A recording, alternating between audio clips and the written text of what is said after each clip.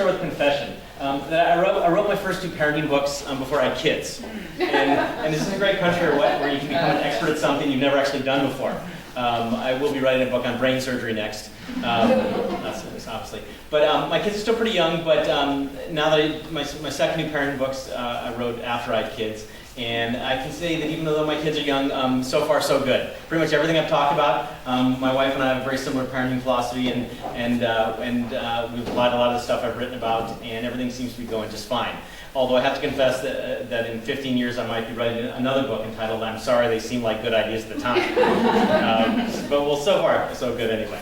So long before my book Positive Pushing came out, long before I wrote it, long before I even had the idea for it, at the many parenting workshops I gave, the most common question I was asked was, should I push my child? Should I push my child? Now, there are a couple of schools of thought here. One school of thought says, I have to push my child. If I don't push my child's not going to get good grades, my child's not going to get into a good school, my child's not going to have a good career, my child's going to end up living with me the rest of my life. What's the danger there? Your child will become angry, resentful, and rebellious. The other school of thought says, I'm not going to push my child. Whether I push them or not, ultimately it's not going to make any difference. And at the end of my life, I want them to love me because I'm going to want to live with them at the end of my life. What's the danger there? That your children will become unmotivated and self-satisfied and complacent. Let me say this from the outset. You must push your children. It's your right, it's your responsibility, it is your absolute moral imperative. You must push your children. So it's not a matter of whether you push your children. It's how you push, when to push, and very importantly, when to back off. Now, when my agent in New York started shopping this book around, a lot of publishers liked the manuscript, but they said, you got to change the title. Pushing is too much of a hot button issue. How many of you, when you heard the word pushing, had a little bit of a cringe factor? A little bit of a reaction? Okay, good. To take some of that sting out of pushing, I want to make a distinction between old-style pushing and positive pushing. Old-style pushing, it is, by definition, it's negative, it's controlling, it's often angry. And at the heart of old-style pushing is a threat. Can somebody tell me what that threat is? I'll spank you. Oh. You'll be grounded. Okay, if you don't behave, I will not love you, I will punish you in some way. Just remember, son, it doesn't matter whether you win or lose, unless you want daddy's love. And another thing about old-style pushing, it's often about the needs of the parents, not the kids. So parents push their kids because it reflects well on them if their kids are successful. The problem with old-style pushing also is that it works to a point. Early in your children's lives, the most important thing they want from you and need from you is your love. And they'll do anything to get that love. But then they get to a certain point, usually in their early teens, when they say, wait a minute, I shouldn't have to work this hard for my parents' love. And that's when they start to push back, and that's when you start to see the rebellion and the anger and the resentment. Positive pushing, very different. By definition, it's positive. It's supportive, it's encouraging, it's loving. And at the heart of positive pushing is a very different message. No matter how you perform, we will still love you. And positive pushing is always about the needs of your children. This is a big theme in my book. What is in their best interest? And when I talk about what is in their best interest, I don't mean what they want, what they like, what feels good. I mean, as parents, knowing what's best for your children and doing what's best for them, whether they like it or not. Another important part of positive pushing is that before you can push your kids, you have to push yourself. You have to know what you bring to the table as parents and make sure that most of your messages are positive. How many of you, raise your hand if you're a human being. Okay, most of you, good. Okay, some of you from New York maybe, but aside from that. So you have to push yourself. Because what I found is that if you don't know what you bring to the table, you're going to pass on a lot of stuff that you don't want to pass along to your kids. And I'll talk about that in a little while. My book, Positive Pushing, is broken up into three sections. What I call the 3 pillars of successful achievers. And these are the 3 qualities that I believe are essential for you to develop in your children, for them to become successful and happy children. I make an important distinction also between children who are successful and children who are successful achievers. In my practice, I see a lot of kids who are incredibly successful in sports, in the arts, in education, in their academics, but really unhappy. I believe that your goal should be to raise children who are both successful and happy. So successful achievers are those whose parents believe that success and happiness are mutually inclusive categories. Because a lot of parents believe that when they have their child, they go to the supermarket and they go to the checkout stand, and there's happiness or success, and you have to choose. But what you don't see is that way down, the self-serve one down at the end that actually says success and happiness. And so that's what you want to think about, raising successful achievers. So, those three qualities that what I call the three pillars. They are self-esteem, ownership, and emotional mastery. Self-esteem, ownership, and emotional mastery. I'm going to spend the rest of my time with you this evening talking about these three areas. Self-esteem, the most misunderstood, misused developmental quality of the last 40 years. Sometime back in the early 70s, a bunch of parenting experts said, it's all about self-esteem. And I couldn't agree more. In the economy, but we don't have a lot of control over that.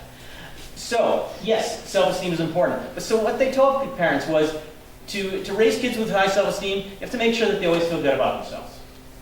So parents bought into this, so they praised and reinforced and rewarded and encouraged and supported their children, no matter what they did. Also, our culture bought into this. I have a 12-year-old niece, and she plays a lot of soccer, and one of the earliest tournaments she came back from, she got a medallion, a ribbon with a medallion at the end that said #1 winner. And I go, Eliza, what did you do to get that? And she goes, everybody got one. And that's all well and good, but that's not the way the world works. These parenting experts also said that to raise children with high self-esteem, you have to make sure that they never feel bad about themselves. And they said, so you can't allow your kids to fail. Because if they fail, that'll hurt their self-esteem, right? And again, our culture bought into it. Sports took away winners and losers. I went to a middle school in Connecticut where between 6th and 7th grade, they changed the grading system. They got rid of F for failure and replaced it with NI, needs improvement. Because God forbid I feel bad about myself if I fail. Yes, of course, you want your children to feel loved. You want them to feel secure. But what these parenting experts forgot to do, but here's one thing that happens. We've created a safe, non-judgmental environment that will leave your child ill-prepared for real life. And yes, I believe childhood should be about being a child, about having fun. But it's also training for life. Because whatever skills and habits your kids develop as children, those are the skills and habits they're going to use in adulthood. And so thinking about what are those skills and habits and values and attitudes and beliefs they need to have to become successful adults and happy adults, and start teaching them early on. So, yes, your children need to feel loved and valued. But these parenting experts forgot to mention the third component of self-esteem that ultimately makes real self-esteem, real high self-esteem. And that's children need to develop a sense of competence, a sense that their actions matter, that their actions have consequences. If I do good things happen. If I do bad things happen. And importantly, if I do nothing, nothing happens. Now, what do they call children who, whether they do good, bad, or nothing, they get what they want? Spoiled, yeah. I'm sure there are no spoiled children in Carmel, California. They're mostly up in Marin, where I live.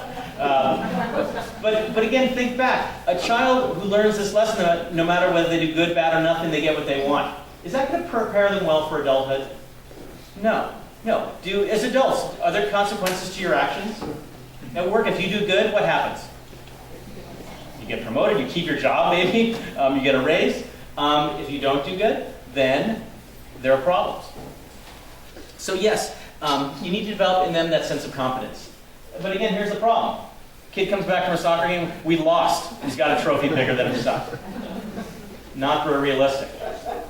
It's very important that your kids have a sense of competence over their world. That they learn that when they do good things happen. When they do bad things happen. But again, the self-esteem movement has taught many parents to believe that if that you can't let them feel bad. But we live in a culture of victimization. It's not my fault, it's not my kid's fault, but it's got to be somebody's fault, so we're going to sue them. Because the idea is that if it's not your kid's fault, that it can't hurt their self-esteem. But the downside of that is this. That as victims, they can't do anything about it. And one of the most important things you want to instill in your kids is the belief that they have control, that they have power over their world. Not their total world when they're 5 years old, that's not good. But as they get older, they have that increasing sense that they have that power over their world. Because with that belief, with that sense of confidence that I can act on my world, when things aren't going well, what can they do? They can take action to correct it, to fix it, to make it better, rather than having to turn to you or teachers or whoever. Again, in adulthood, we can't go crying to somebody, although we sometimes do with our spouses, I suppose, and we have to fix the problem ourselves. So in my book, Positive Pushing, each chapter has a section on red flags. These are basically warning signs that there might be a problem arising. Now, the feedback I get from parents when I either speak or they read my book is they'll read a red flag and they'll go, "Oh my gosh, that's my child." Or, "Oh my gosh, that's me." Or hopefully, "Oh my gosh, that's my spouse." As I'm going to present you a number of red flags during the course of my time with you. And some of you might have one of these red flag moments. If you do, don't take it as an indictment on your parenting. Take it as a call to action. Because the influence we have on our kids is two sides of a coin. Yes, we have a tremendous capacity to do absolutely horrible things to our kids. Not a very cheery thought. But the other side of the coin is we have tremendous power to do absolutely wonderful things for our kids. And you have that power. So be willing to take on that power. So, a couple of red flags I want to discuss with respect to self-esteem. First of all, expectations. Raise your hand if you believe you should have expectations for your children. Okay, raise your hand if you don't believe you should have expectations for your children. How many of you didn't raise your hand because you're thinking these might be trick questions? Okay, good. You must absolutely have expectations for your children. The problem is that our culture has told parents to set the wrong types of expectations. And so here we go. Scholar, soldier, statesman, author, patriot. But still a disappointment to his mother. So, what I want to do is describe two types of expectations you should not set for your children, and then two types of expectations you should set.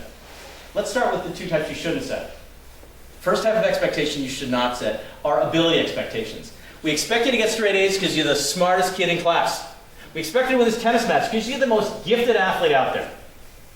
What's the problem with ability expectations? That's perfect. Okay, they can't achieve them necessarily. Right. Think about it. If your kids don't live up to your ability expectations, whose fault is it?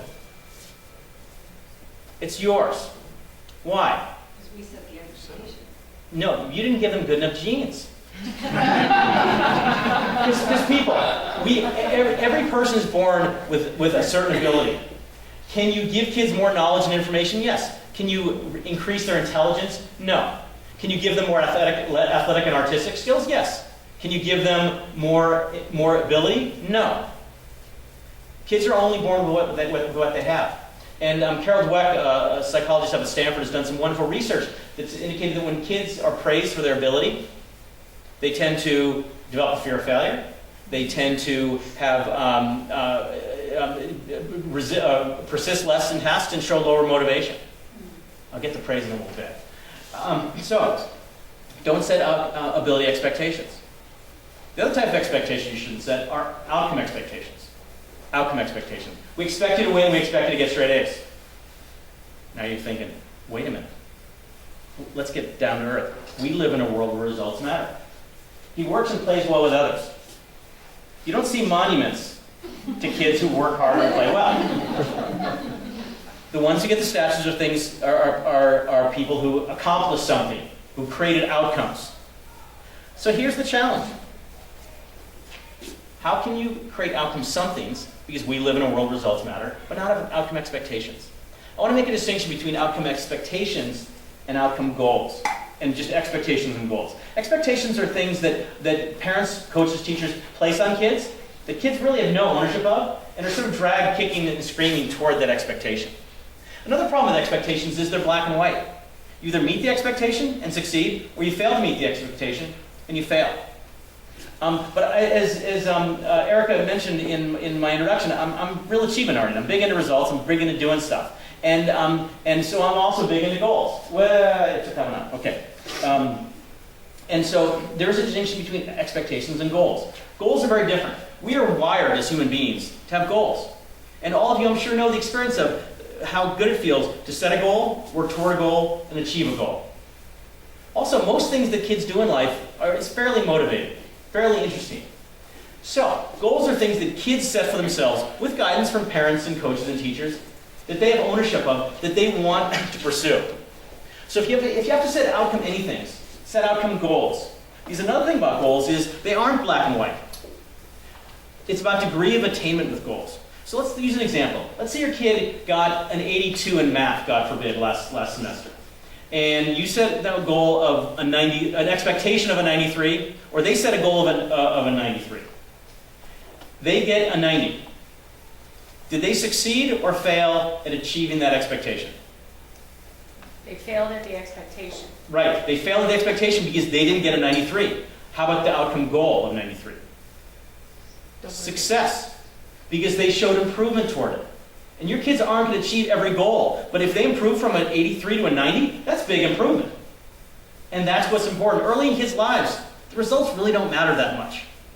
What matters is, are they developing the life skills, the tools, the beliefs, and attitudes that they can then use to get the outcomes they want later on. And unfortunately, everything is shifting so much earlier. I had a second grader come up to me at a school after I spoke to them, and he asked, so will this stuff help me get into Harvard? It's like second grade. It's crazy. And so if you're going to set outcome anything, set outcome goals. But then go beyond that. Because here's another interesting thing, misunderstanding that a lot of parents have. A lot of people think that by focusing on the outcome, it'll increase the chances of having that outcome occurring. It in fact interferes with it for two reasons. First of all, when does the outcome of a performance occur? Whether a soccer game or a recital or an exam in school. When does it occur? After, at the end. At the finish line, when they blow the whistle, what have you, when the exam's over. If your kids are focused on the outcome, what are they not focused on? Process. The process. That is what they need to do to perform well to get that outcome.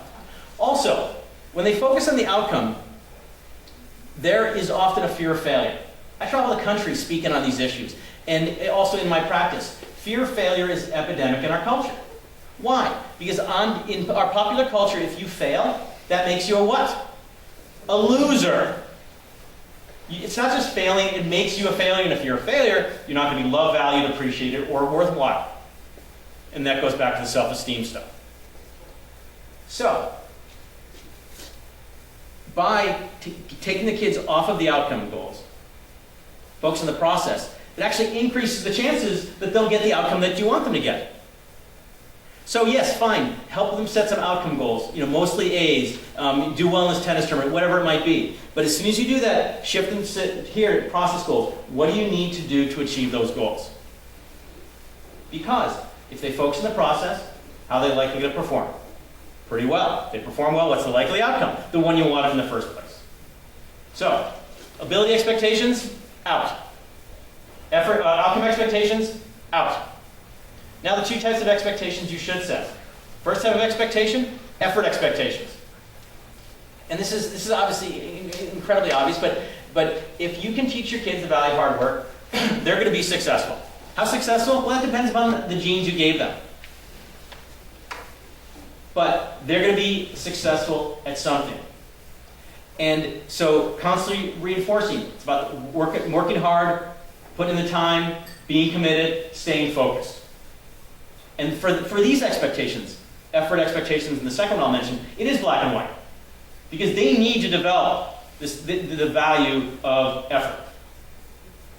Second type of expectation they should set are value expectations. Value expectations. Now, it's always difficult to talk about values because values have gotten hijacked by political people, religious people, all these kind of people with a certain agenda. But when I'm very appreciative of the fact that I speak all over the country, and people seem to appreciate what I'm talking about when I talk about values. And I'm not talking about the hot button values you hear on cable news. I'm talking about the values that we can all agree on, no matter what your race, ethnicity, religiosity, what part of the country you live in, what your politics are. Think of values that made our country great, the values that our country was founded on. Hard work, discipline, integrity, honesty, compassion, tolerance, justice, the list goes on.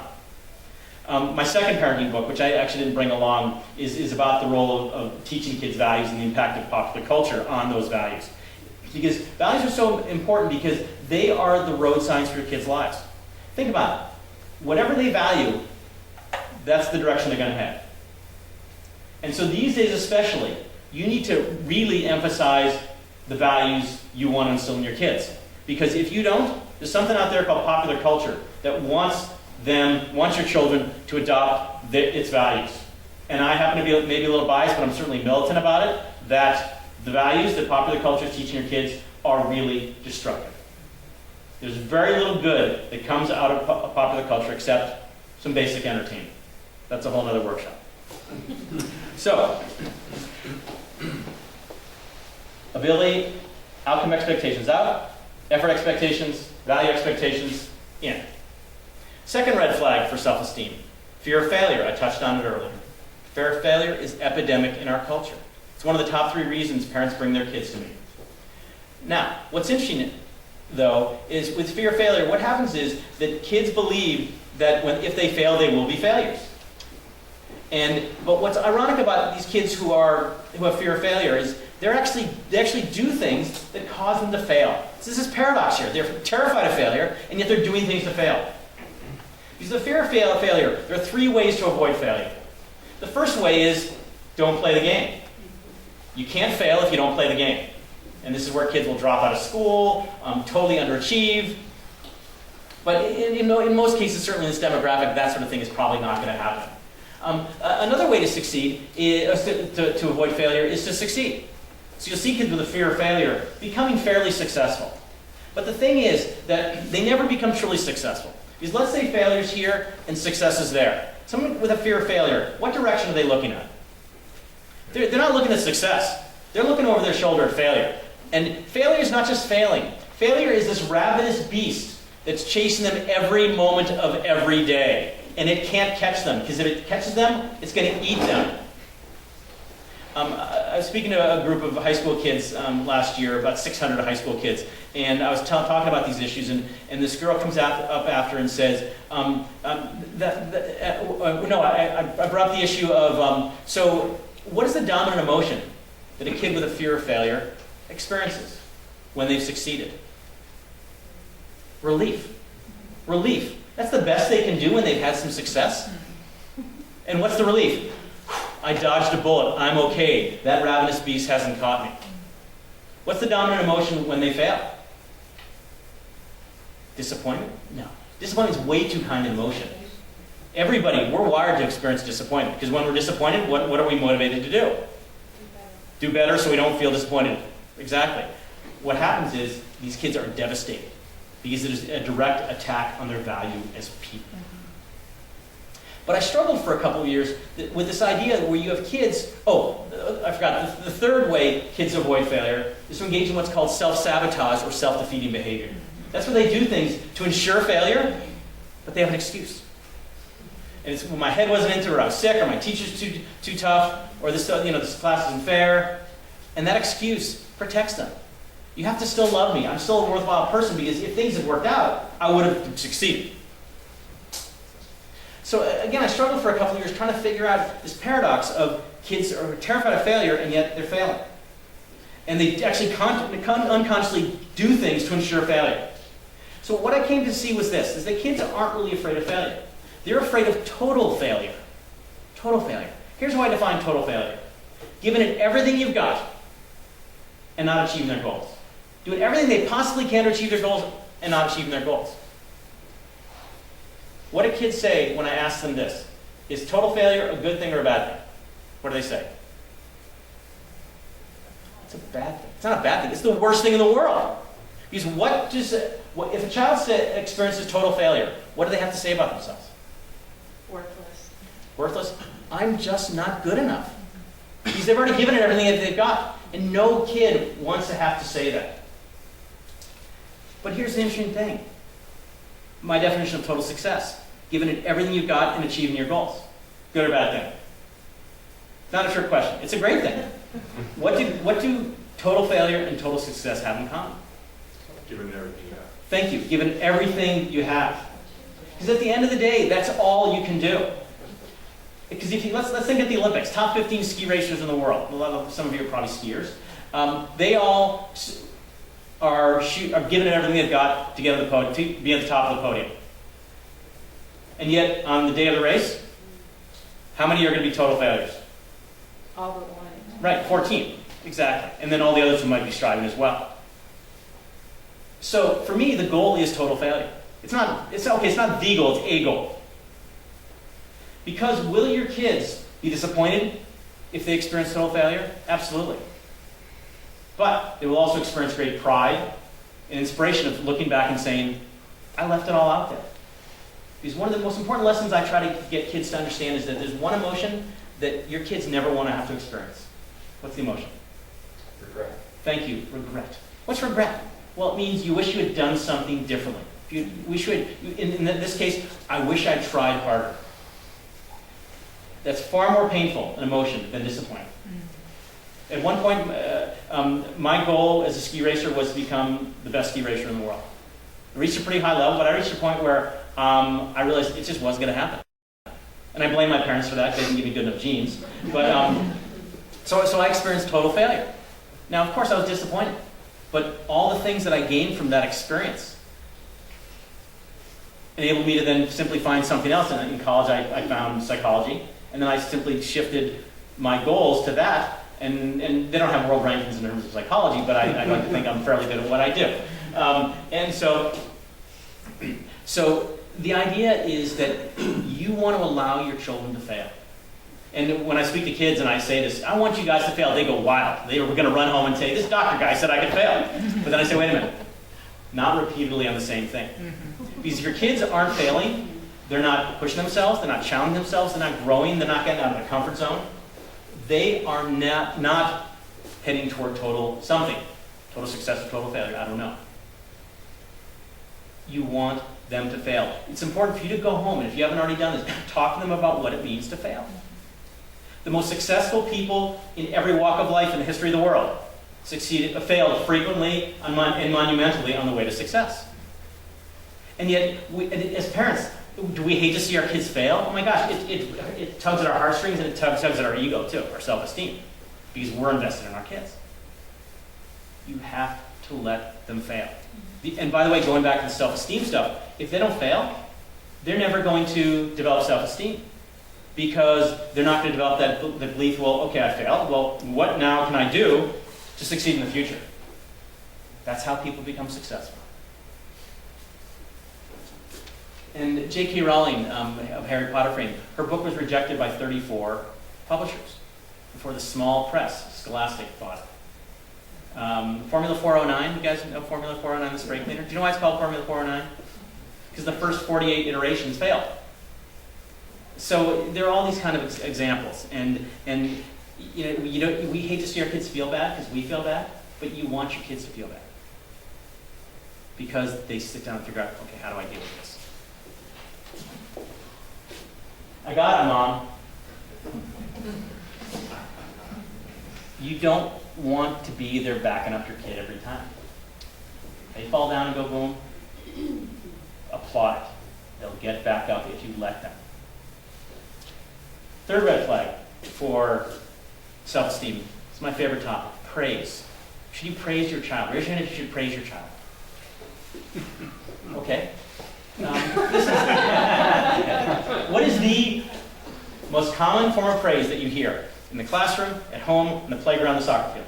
Good job. Good job. Good job. Good job. I was in the UK speaking to a group of parents and coaches, and I was telling the story, and I raised this, and they said, I don't know.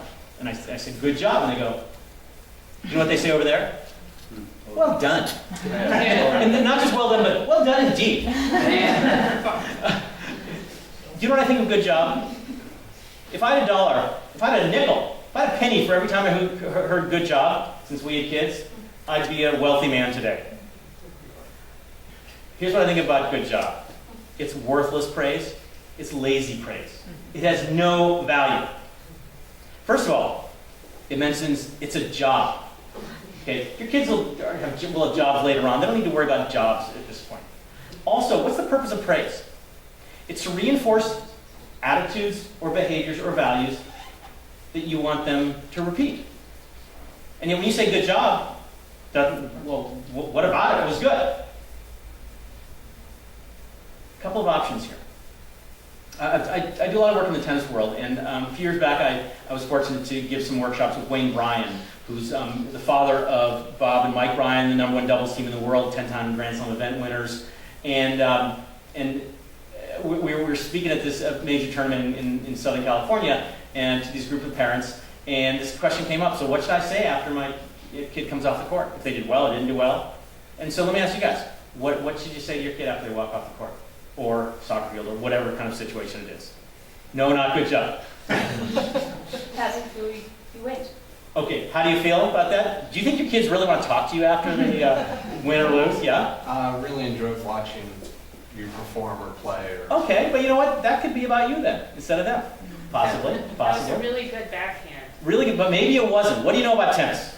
Okay, I'm being tough on you because I'm trying to make a point here, of course. I'm so proud of you. But then it's about you. good effort. Good effort? Maybe it wasn't a good effort. Did you just get the all? Did you have fun? That precludes the fact that you didn't get fun. Okay, you guys give up yet? You want to take your shot? Well, I'm just going to say, maybe it's a moving target, you know? Maybe they didn't do well, and you just say, you had a bad day, and That's possible. okay. That's possible. That's possible. Yes, one more shot? I saw how you did that. How did you do that? How did you work out? Okay. Okay, that's interesting. That's possible. Do you know what Wayne Bryan says? What he did with his kids growing up? And his kids are not only the best tennis doubles team in the world, but they're incredible musicians. They graduated from Stanford. They're just good kids. They're not good kids. They're in their 30s now, but at the time I knew them, they were kids. He said this: after your kid comes off from a competitive situation, you say, "What do you want to eat? What do you want to eat?" You're there, so you've demonstrated that it's important to you. But by saying, what do you want to eat? You're sending the message, it doesn't matter whether you won or lost, it doesn't matter. Let's just go get something to eat. That's a powerful message. Or you can do some variation thereof, of course. And the thing is, too, that your kids, you don't want to just rush up to your kids after. Because when you do that, who are you doing it for? You, because you hate to see your kids in pain, or you want to, share in the joy, share in their joy. Let them come to you. If they want to ask you about how was your backhand or how was this or that, well then you can certainly answer them, but don't coach them, of course. Don't coach them, because that's not your job. Another thing you can do is, and this is especially with younger kids, is don't praise them, just say what they did. You climbed to the top of the monkey bars. Or you scored a goal. You're just stating what they did. Another thing is, if you're going to praise them, praise the specific thing you want them to learn. You worked really hard out there. Last night you could have gone out with your friends, but you stayed home to work on that project. Man, you were really focused on preparing for that test. So what are you rewarding? Focus, hard work, good decision making. Gosh, that was you were really kind to your sister, reading to her when she was sad. Rewarding that. Or don't say anything. What I do with my kids, I'll just go like this. And they know it's a good thing. And they've got this thing going, it's like, sort of ninja turtle. They don't know. That's what I was thinking of. And your kids know when they did something well. You don't need to tell them. But maybe you need to point out what enabled them to do that thing well. So be specific. It takes more energy. Yes? Is thumbs up kind of like a variation of good job? No, because I think it's too ambiguous. It just says thumbs up is a good thing. Good job isn't a good thing. Well, it's not. Okay. I'll ponder that. You have a question? Sounds like I noticed. Yeah. Watching, I'm here, and yeah. So, okay. So, being really aware of how you praise your kids, and really keeping in mind what is the purpose of praise. Now, from now on, your radar is going to be so attuned. You're going to be at the playground, the soccer field, and you're going to hear some parent going, "Good job," and you're going to be going, "Tisk, tisk, tisk." And then one time, but then you'll probably say it too because it's a habit. But then one time you'll start to say, and you go, "What do you want for lunch?" And then you know what you can say to yourself? Good job. Good job. Well executed, both of you. You know, it's not necessary. They know who did well and who didn't do well there. The second pillar, ownership. Ownership is the connection that your kids develop with the activities that they participate in. Now remember, your parents are living vicariously through you, so let's have fun up there. One of the great joys in life as a parent is sharing in their experiences. But when you start to live through your children, that's a big red flag. And also about ownership. Ownership is not something that kids can just take for themselves. It's a gift you give them. Because early in their lives, of course, you have ownership of their lives because they can't manage themselves. But as they get older and develop more capabilities, that's where you back away. And you give them increasingly more ownership. So it's their thing. Because I see so many kids whose parents basically micromanage their lives, and they have no motivation. Why do they have motivation? No motivation because it's not theirs. And which do you treat better? Your own car or rent a car? Your own car, because it's yours. And you want your kids to treat their lives like it's theirs, and because they really care about it. So, some red flags for ownership. The overriding one is overinvestment. They may be your grades, but they're the return on my investment. Kids are financially not a great ROI. Not a great ROI, but obviously that's not why we do it. So what are some more specific indications, red flags of that overinvestment? First of all, focus on results, talking about results. How many of you put your kids' report cards in the refrigerator? Don't raise your hand, take them off. They know A's are good. How many of you put your kids' trophies on the living room? Take them down, put them in their room. They can have a shelf of their own, a shelf of fame, what have you. Let it be their thing, not for you to show off to all your friends. You can then, of course, take your friends in and show them how good they are on all their little trophies. And the scary thing with the internet these days, it's so easy to find out how kids are doing in all the different sports. In ski racing, there's a website called Live Timing, where they stream real-time times of every single racer in all these different races. So a parent can be on the other side of the world, and they're checking out where they are halfway down the course in the first run and the second run. If you want to check out your kids' results and rankings and points and all these other things that they're involved in, grades, don't do it in front of them. Because what's the message? That it's all about results. And they know that already. They know results are important because they live in this world. Also, your emotions, another red flag for ownership. Do you get more excited than your kids do when they've succeeded? Do you get more bummed out than they do when they fail or haven't done well? Because what's remarkable, kids are resilient little creatures. After they lose a game of some sort, they're bummed out for about a minute, and then they're just playing cards with their buddies. In the meantime, your parents are like, oh my God. Being really aware of your emotions. If you can't handle your emotions, stay away from your kid. Don't go to the game. Because you might be coming to them with arms open and a smile on your face, about to say I love you, but your face is gnarled in pain that the team lost. Kids are visceral creatures. They pick up the emotional signals well before and on top of the, oh, I love you, great game. Good job. Last red flag for ownership is what I call the Wii Syndrome. We won today. We got straight A's. I hear this all the time. When you say we, what you're really saying is me. Because you're bigger than me. It's my thing.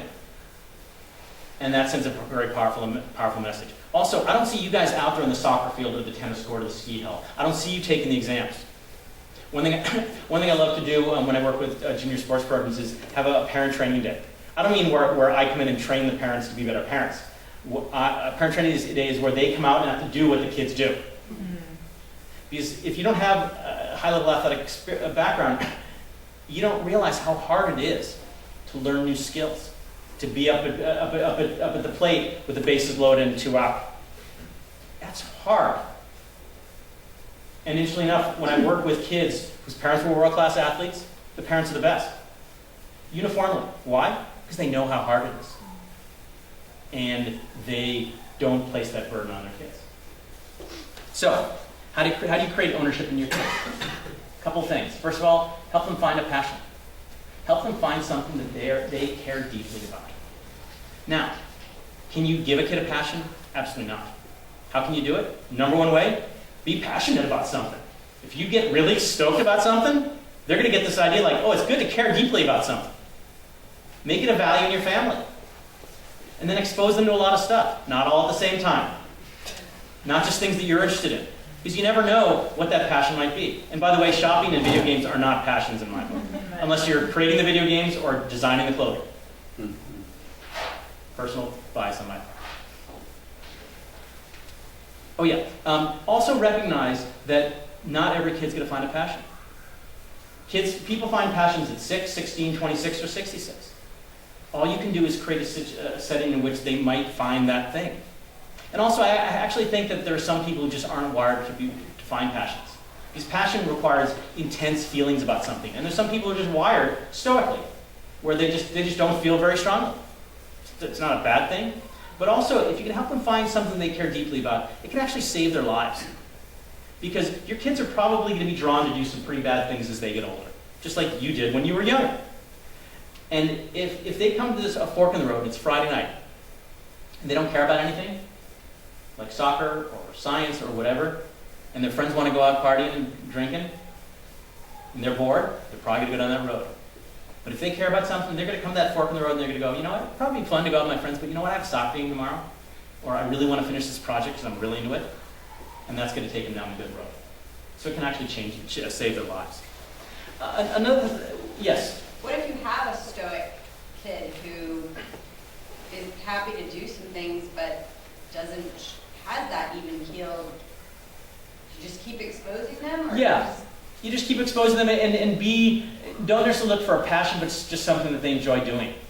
And let that grow. Because certainly, I'm sure some of you are stoic people, but I'm sure there are things that you care a lot about because you've been involved in it, you develop competency at it, you get warm fuzzies from it. So it's not a death sentence in terms of that, they're going to take that bad road all the time, that's for sure. It's not video games or shopping. Definitely not video game shopping, yeah, exactly. Another thing is to maintain perspective. As I talked about earlier, popular culture is not a very good influence on kids. But you know what? It's also not a very good influence on parents either. And as parents, we are susceptible to that stuff too. We want to be popular and well-liked and cool and in the know and all those other things. Don't be seduced by those messages. Please, Mrs. Enright, if I let you pinch it for Tommy, all the mothers will want to pinch it. Keep popular culture, keep those messages, keep success and failure in perspective. If you do, your kids will get that message. And here's an assumption I want you to go under. Your children will never be superstars at anything. Your children will never be superstars in anything. And you're going, oh, wait a minute, not my kid. But that's the way to bet. So here's some research. 6 in 100,000 kids get, high school varsity athletes get college athletic scholarships. 6 in 100,000. And I'm not talking about Stanford, Cal, on the way to the pros at the Olympics. I'm talking about D1, D2, D3. There was a series of articles in the New York Times a couple of years ago about scholarships. Now parents spend hundreds of thousands of dollars to get their kids college athletic scholarships. You know what the average college athletic scholarship is? $7,000. Talk about ROI, not good. So, that assumption. And then, how many of those collegiate athletic scholarship kids go on to the pros? 1 in 100,000. Let's do the math here, people. Your kid has a 6 in 1 million chance of becoming a professional and Olympic athlete. But now wait a minute. Don't discourage them. Somebody's got to play for the Giants. Somebody's got to play Carnegie Hall. Somebody's got to go to Oslo to pick up the Nobel Peace Prize. It could be your kid. But paradoxically, by going under the assumption that they won't be superstars, you actually liberate them. So if you gave them good enough genes, if they develop a passion, if they develop the value of hard work, then they have that possibility. And becoming the best in the world is not the end-all be-all. Obviously, not everybody can be that. But your goal is to create a situation where they can become the best that they can possibly be. And if they do that, that makes them successful. They're going to be successful. In this demographic, they're going to be pretty darn successful. A couple of last things about how you can help your kid develop ownership. Last is do your job. Everybody has a job to do. Parents, write the checks. Make sure your kids have the equipment and gear they need and the resources, and get them to where they need to go. Coaches and teachers provide support, encouragement, technical skills, all those things. Kids, what's their job? Take advantage of the opportunity and be grateful. That's it. Take advantage of every opportunity, work hard, and be grateful. If everybody does their job, then the kids can have ownership because they're doing the work. But when parents start doing the kids' job, micromanaging them, that's where they lose ownership. Example, I talked about these issues at a tennis tournament a few years back to a group of parents, and one thing I said to them was, you shouldn't carry your kids' equipment. It's their stuff. They can't carry it. My God, they shouldn't be at the tournament. Now, hockey might be a little different because you have these huge bags and these little kids, but anyway. So I'm just walking around the courts the next day, and this mom walks around the corner with her son after a match, and she's carrying the bag, and she sees me, drops the bag, and just keeps on walking. Just keep in mind what your job is, and what your coach's job, parent's job, teacher's job is, and your kid's job, and make sure you're all doing your job. Yes? How do you balance exposing them to different things and different ownership with pushing them past a tendency to give up too soon so that they then can invest enough to gain ownership and Right. Yes, kids are driven to be motivated, to be goal-oriented. At the same time, we are driven to be comfortable. Because back in caveman days, it meant if we were comfortable that we were going to survive. So kids are going to try something and go this far. Then they're going to look around their environment and see whether that was far enough. And if you say, well, that's far enough, then that's as far as they're going to go. But if you say, no, I bet you can go a little farther. And by the way, I have a section in my book on this. A little bribery to initiate behavior is effective and not harmful long term. And so a little bribery, a little incentive, go a little farther. And they start to see that if they push themselves, good things happen. And then hopefully after you've positively pushed them to do that, they internalize that. And they see, gosh, maybe I can go farther. And it actually feels good to push myself, to get uncomfortable, to challenge myself. And so that's that process of initially they don't have ownership because it's new to them, and they're internalizing that ownership. The very last red flag for ownership is 3 words. In my book, they're capitalized, italicized, bolded, underlined, and exclamation pointed. Get a life. Get a life. If you have a life of your own that provides you with meaning, satisfaction, and joy, you're not going to have to place that burden on your kids. Now, I often when I speak to parents, I'll have a mom or two raise their hand, you mean get a job? And I go, no. I know a lot of people have jobs who don't have lives. I mean have something in your life that you care about that doesn't involve your kids. If your self-esteem is entirely based upon how your kids turn out, they're not going to turn out well. Because that's way too much pressure that they feel. If you think of it this way, your kid's going to go on the soccer field, you literally climb on their shoulders. How are they going to play? Not well. Well, when you have that overinvestment, when you have ownership, when your self-esteem is based upon how they do, you are metaphorically climbing on their shoulders. And that is a crushing burden. Last pillar for successful achievers, emotions. Emotions are the final piece of the puzzle. They're so important. More and more research is coming out showing that it's more important than IQ, more important than education, all these things for success in life. And yet, where do your kids learn about emotions? From popular culture? Oh my gosh. You either see people in the movies, on TV, who are totally repressed or totally out of control. Do they learn emotions from you? I can't speak for you guys, but in my case, that's a bit of a scary thought. And yet, does Stevenson have a emotional education class or some such? Beautiful. You know, I've spoken at, hundreds of schools over the last 10 or so years, and maybe half dozen do. And for all its importance, it doesn't get a lot of priority. It's just a trial and error, and that's also not a great way to learn. So think about all the emotions that your kids feel on any given day. Frustration, anger, despair, disappointment, sadness, loneliness, hurt, hopefully some excitement, joy, happiness, pride, inspiration, all those things as well. So some red flags. One is emotional overprotection. Of course I'm allowed to jump in the bed as long as I'm wearing my bed jumping helmet. You want your kids to fall down and go boom, and you want them to get themselves up. Probably because of just the work I do when we'd see parents, little kids would be learning to walk and they'd be running down the road and they'd fall, and the parents just like freak out and go run to them, make sure they're okay. And what my wife and I have learned to do, and not that we're the most wonderful parents in the world, we're not, but we're just, we hang in there, is they fell down when they were little, and we just didn't say anything. And sometimes they'd go, wah, and then we'd go help them, but a lot of times they'd go, pick themselves up and they're fine. And yet what message are you sending them when you freak out? This is the worst thing in the world. Extreme or out of control emotions. You got a kid who's really emotional, bit of a red flag. We talked about fear of failure, talked about unhappy successes. Kids who are really successful but just not happy people. If you see those in your kids, it's something you want to take into account. Emotional mastery. Emotional mastery is not the absence of emotions. It's not suppressing emotions. It's not expressing emotions. Emotional mastery is understanding the emotions that kids feel, being able to identify what those emotions are, to be able to then express them in a healthy way. That's emotional mastery. And that's what you want your kids to be able to do. You don't want your kids to keep their emotions inside. And also think about what separates us from our children, hopefully. Your kids, when they get upset, they might have a tantrum. What do you guys do? Have a tantrum? No, hopefully not. We all do it in our own way, I suppose. But we feel anger, frustration, all those things, but we express it in a healthy way. So how do you teach emotional mastery? A couple of ways. First of all, know your emotional baggage. Know your emotional baggage. A colleague of mine said something that I thought was quite brilliant. He said this: a parent's unconscious is their child's reality. Yeah, I have the same reaction, like, whoa, a parent's unconscious is their child's reality.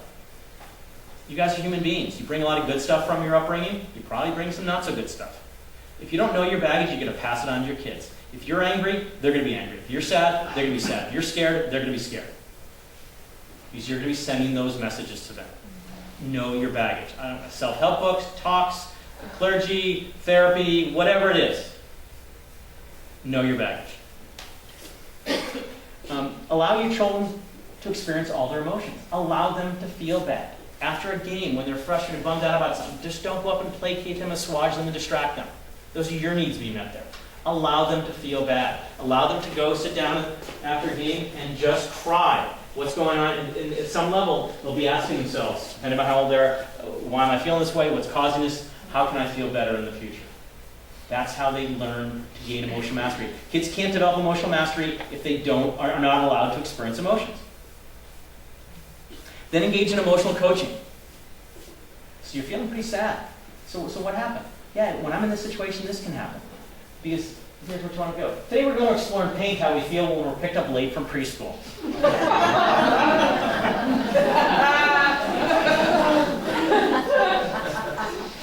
Help your kids through that understanding process. Because kids know good and bad emotions, but they don't necessarily know frustration from anger, from sadness. Help them understand that, coach them through it. Also be real about emotions. Yes? Okay, so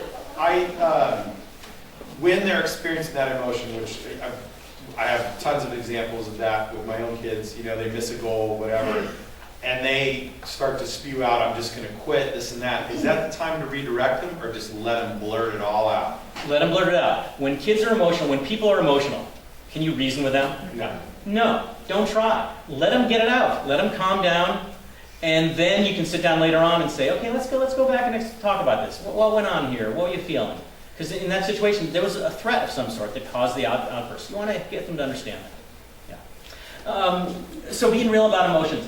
No platitudes. Oh, it's okay. There's nothing to be afraid of. That's the worst thing in the world to say to a kid who's scared. Because not only are they terrified, but they're idiots for feeling scared.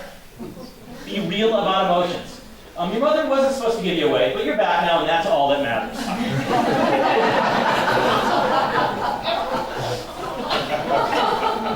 So you're really sad. You know, your friend really hurt your feelings. Just acknowledging that, letting them feel it. Then you can start working with it. Lastly, don't forget the positive emotions.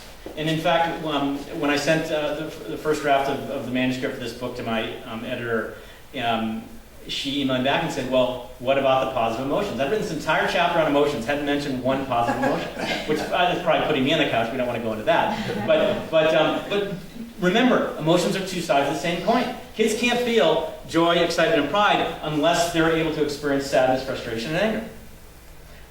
But don't just talk about the negative stuff. If you're excited about something, if something's happening great at work, tell them about it. If you're sitting at home and you're just feeling really contented, you're on the sofa with them, and just bring them into it. I do this with my kids. I say, guys, I'm having a moment. And they know what it means when I'm just like really happy. And you communicate that there's this thing called a moment, and there's these little moments of rapture, or whatever you want to call it. And so expose them to the positive and the negative stuff. Pull it all together. Greatest obstacle to raising successful and happy children? Fatigue. Your mother are feeling overwhelmed, so you'll have to bring yourselves up.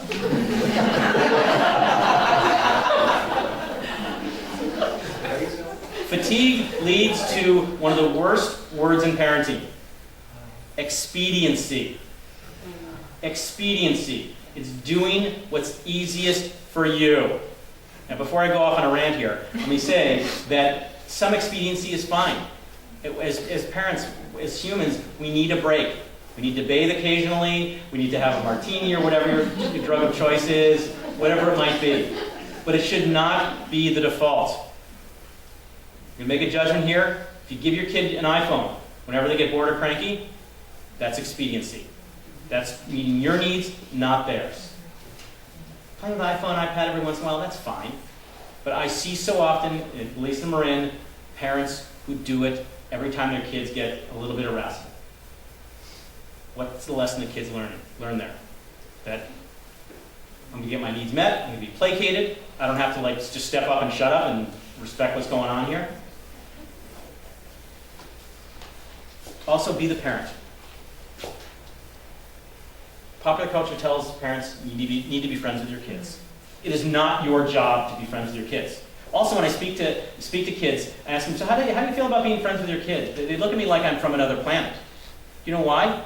Because you're not hip. And by the way, if you use the word hip, you're definitely not hip. Your kids don't want to be friends with you. Plus, they need you to be their parents. Because these days, little kids down to 5, 6 years old walk, talk, act, and dress like little adults, but they're not. They're these scared little creatures without the tools and the skill sets and the experience to protect themselves from this crazy world. And if you have the same level of power with your kids, as you're both friends, you're friends with each other, you can't protect them. As parents, friends don't tell their friends when to go to bed. Friends don't tell friends to do their homework. You need to have that power over them. And that doesn't mean you have to be a dictator. That doesn't mean you can't have a friendly relationship with them. That doesn't mean when you become grown-ups you can't be friends with them because you want to be friends with them because you're going to want to live with them later on. Because, sorry Pop, but your message is no longer relevant to the younger audience. You need to stay relevant. Especially as they start getting toward middle school and high school, you need to stay relevant. Because if you stop being relevant, then they're going to look for the messages elsewhere. Most notably, popular culture. And that's not messages that you want them to get. Pulling things all together. You want to be a positive, conscious, and active force in your children's lives. Positive. I mean, sending mostly good messages. There was a book out a number of years ago called Perfect Parenting. I'm thinking, oh my gosh, what kind of expectation is that? You don't have to be perfect. Kids are resilient little creatures. Kids have survived in much more demanding environs than Carmel, California. Your kids will survive. You can leave them for a weekend with milk and Oreos and just to get away. They'll be fine. It's not in my book, by the way. Don't quote me on that. But they are fine. What you need to do is, so you can get mad at them. You can get frustrated with them. In fact, I'm a big believer that you should. Because it sends them the message that their actions have consequences.